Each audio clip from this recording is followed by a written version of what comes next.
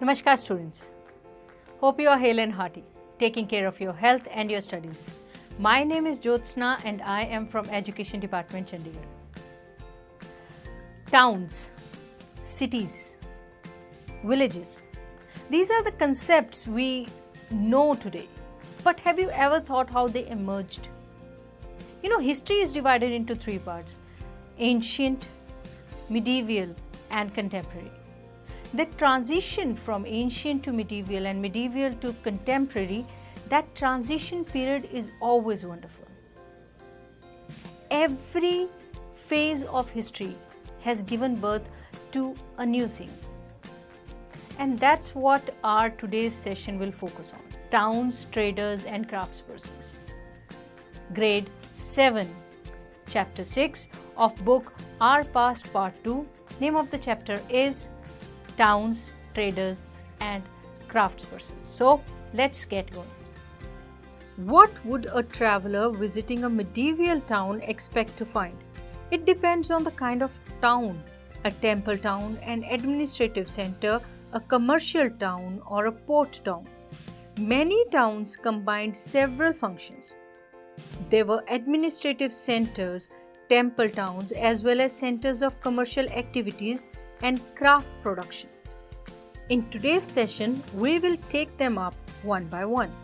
So let's first of all take up administrative centers. Tanjore, the capital of Cholas, as it was 1,000 years ago, perennial river Kaveri flows near, can hear the bells of Raja Rajeshwar temple built by King Rajaraja Chola, architect Kunjaramalan Rajaraja Perunthachen. His name carved on the temple wall. Inside is a massive Shiva Linga. Besides the temple are palaces with mandapas or pavilions. Kings hold court in these mandapas, issues order to their subordinates. Barracks for the army are there, bustling, and markets selling grains, spices, cloth, and jewelry. Water supply comes from the wells and tanks. Salia weavers of Tanjore and the nearby town of Uriur produce cloth for flags to be pursued in the temple festival. Fine cotton for the king and nobility and coarse cotton for the masses. Some distance away at Swamamalai, the sthapatis or sculptors make exquisite bronze idols and tall ornamental bell metal lamps. Moving on, temple towns and pilgrimage centers. Tanjore, example of a temple town, represent a very important pattern of urbanization, the process by which cities develop. Temples center to be economy and society. Built temples to demonstrate their devotion to various deities. Endowed temples with grants of land and money to carry out elaborate rituals. Feed pilgrims and priests and celebrate festivals. Pilgrims who flocked to the temples also made donations. Temple authorities used their wealth to finance trade and banking. Temple town grew as a large number of priests, workers, artisans, traders, etc. settled near the temple to cater to its needs and those of the pilgrims. Temple towns emerged around temples such as those of Bhalaswameen or Bhilasa or Vidisha in Madhya Pradesh and Somnath in Gujarat. Other important temple towns: Kanchipuram and Madurai in Tamil Nadu and Tirupati in Andhra Pradesh. Pilgrimage centers developed into townships. Vrindavan in Uttar Pradesh and Tiruvannamalai in Tamil Nadu are examples. Ajmer in Rajasthan, capital of Chauhan kings in the 12th century, later became the Suba headquarters under the Mughals, provides an excellent example of religious coexistence. Khwaja Muinuddin Chishti, the celebrated Sufi saint, settled there in 12th century, attracted devotees from all creeds. Pushkar Lake near Ajmer attracted pilgrims from ancient times. A network of small towns. From 8th century onward, subcontinent was dotted with several small towns that probably emerged from large villages, had a mandapika or mandi of later times to which nearby villagers brought their produce to sell. Also had market streets called haat or hatta. Lined with shops, there were streets for different kinds of artisans such as potters, oil pressers, sugar makers, toddy makers, smiths, stone masons, and so on. Some traders lived in the town, others traveled from town to town. Many came from far and near to these towns to buy local articles and sell products of distant places like horses, salt, kapoor, which is also known as camphor, saffron, betel nut, and spices like pepper. A samant, or in later times a zimindar, built a fortified palace in or near these towns, levied taxes on traders, artisans, and articles of trade, sometimes donated the right to collect these taxes to local temples, which had been built by themselves or by rich merchants. Rights out here were recorded in the inscriptions that have survived to this very day. Traders, big and small. Many kinds of traders, including banjaras, several horse traders formed association. Headmen negotiated on their behalf with warriors who bought horses. As traders had to pass through many kingdoms and forests, they traveled in caravans, formed guilds to protect their interests. Several such guilds in South India from the 8th century onwards, most famous being the Manigramam and Nanadesi guilds, traded extensively both within the peninsula and with Southeast Asia and China. Communities like the Kshatriyas and the Marwadi Oswal went on to become the principal trading groups of country. Gujarati traders, including the communities of Hindu Baniyas and Muslim Bohras, traded extensively with the ports of the Red Sea, Persian Gulf, East Africa, Southeast Asia, and China sold textiles and spices in these ports. In exchange, brought gold and ivory from Africa, spices, tin, Chinese blue pottery, and silver from Southeast Asia and China. Towns on the west coast were home to Arab, Persian, Chinese, Jewish, and Syrian Christian traders.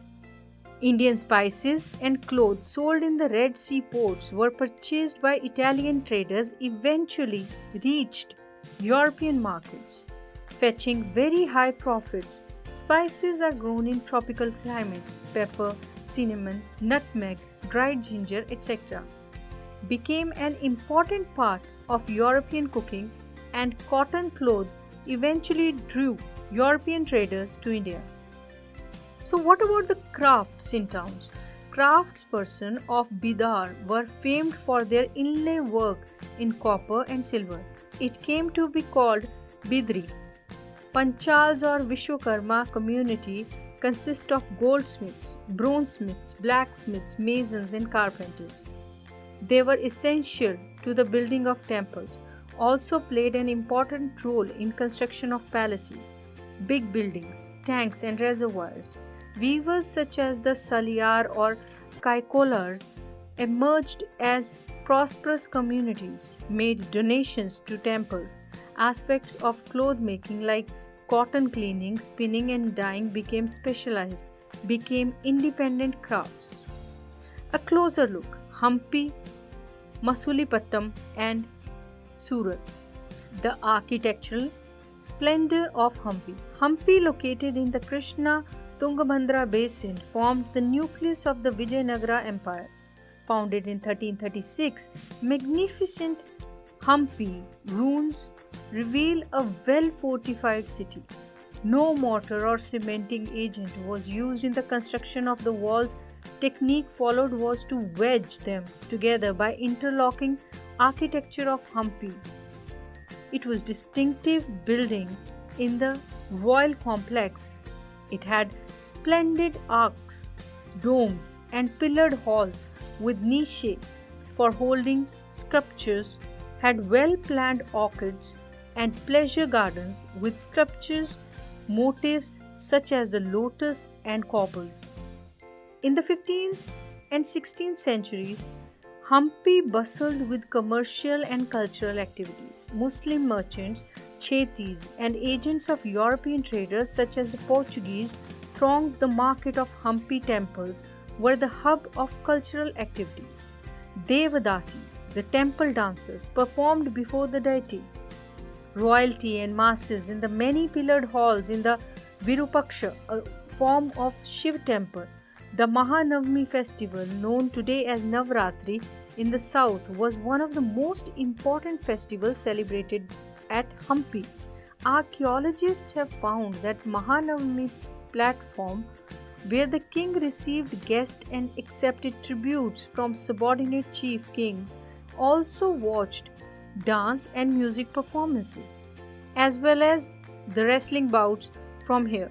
Hampi fell into ruin following the defeat of Vijayanagara in 1565 by the Dakkani Sultans, the rulers of Golconda, Bijapur, Ahmednagar, Berar and Bidar. A gateway to the west. Now let's talk about Surat. Surat in Gujarat, the emporium of western trade during the Mughal period along with Cambay, present-day Khambat, and somewhat later Ahmedabad.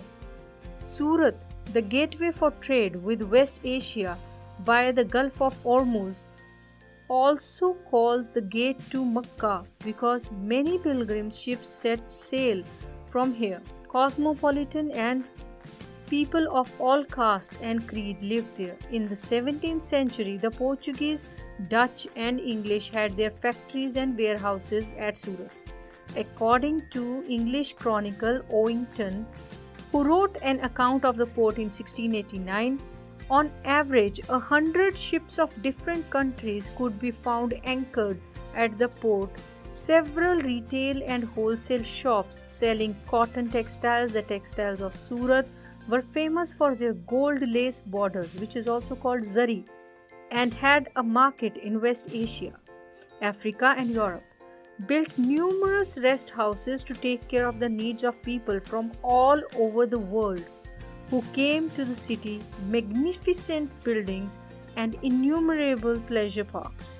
The Kathiawar Seths or Mahajans, which are also known as money changers, had huge banking houses at Surat. Surat Hundis were honored in the far-off markets of Cairo in Egypt, Basra in Iraq and Antwerp in Belgium.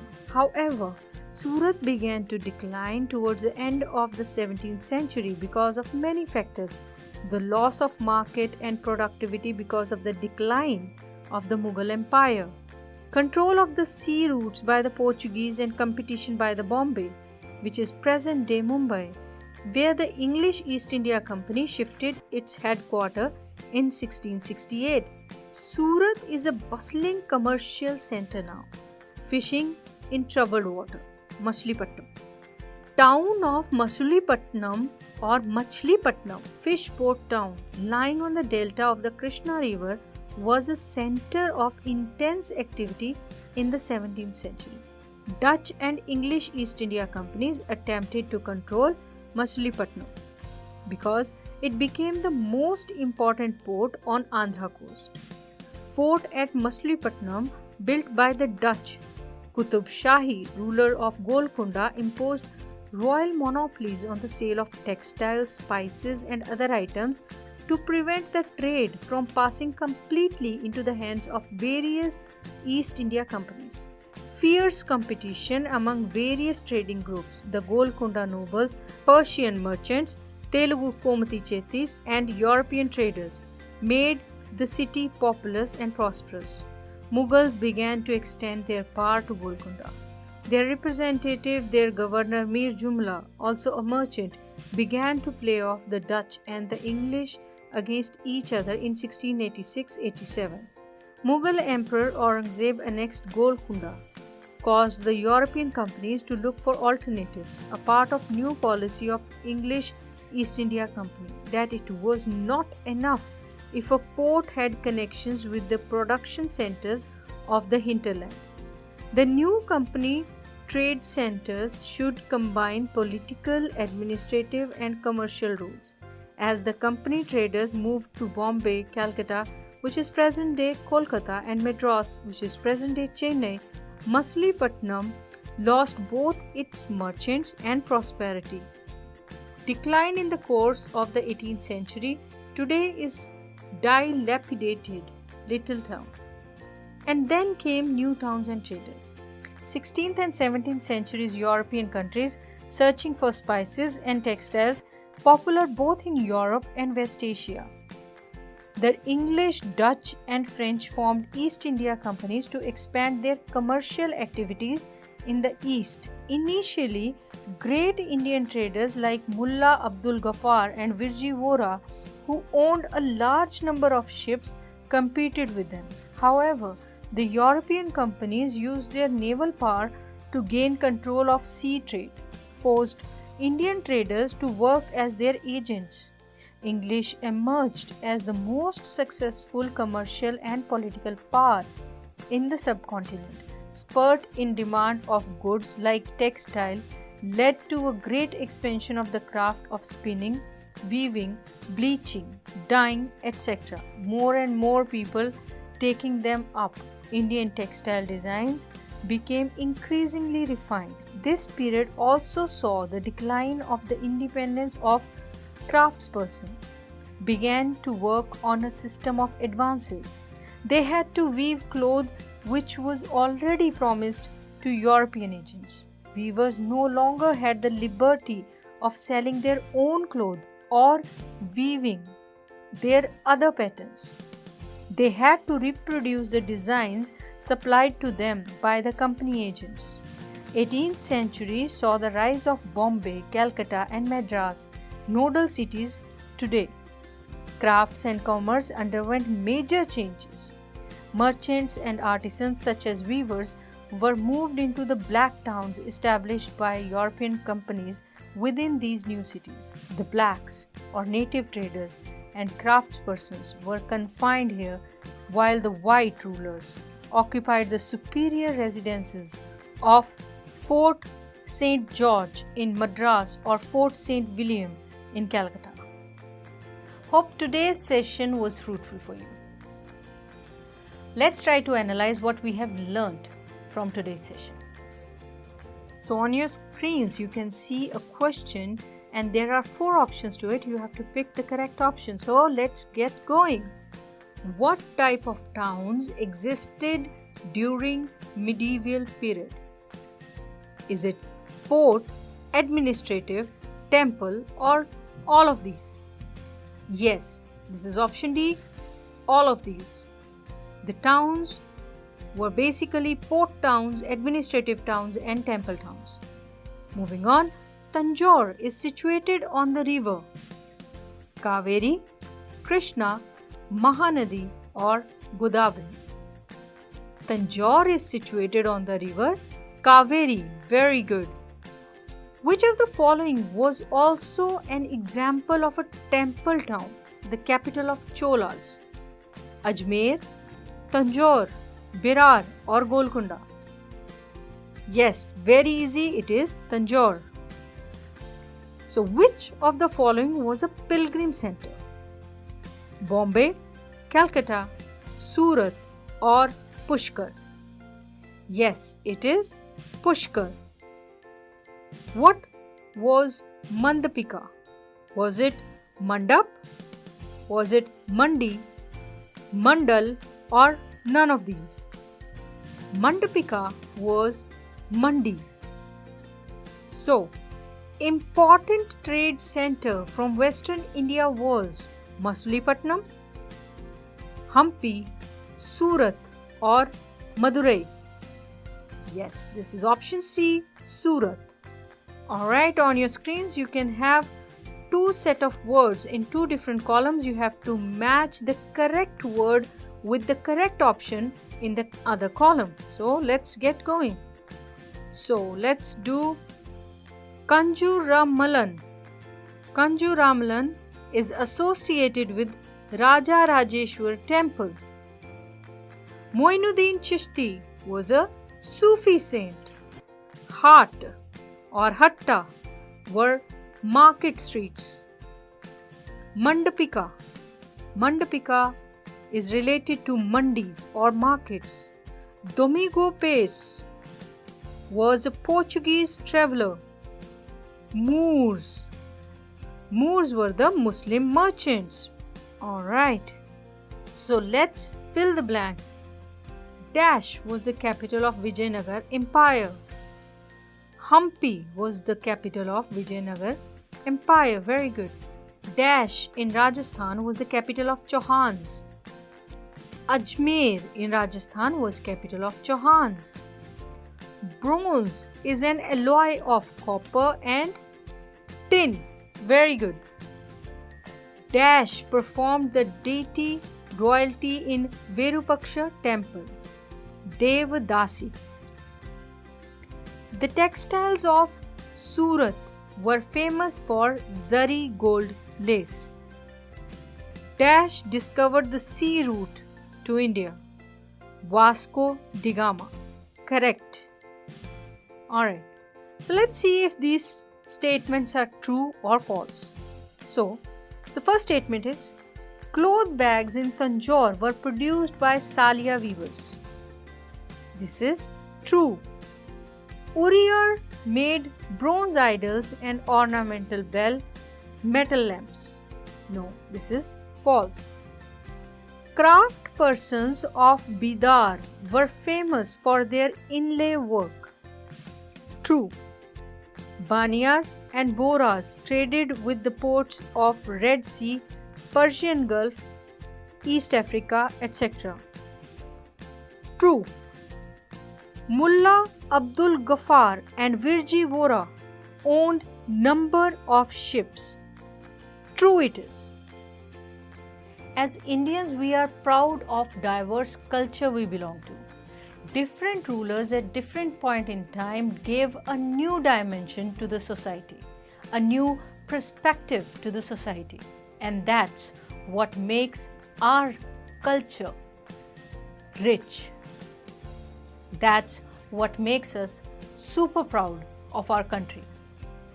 We have had a very long journey and we continue to have it with a lot of experience by our sleeves.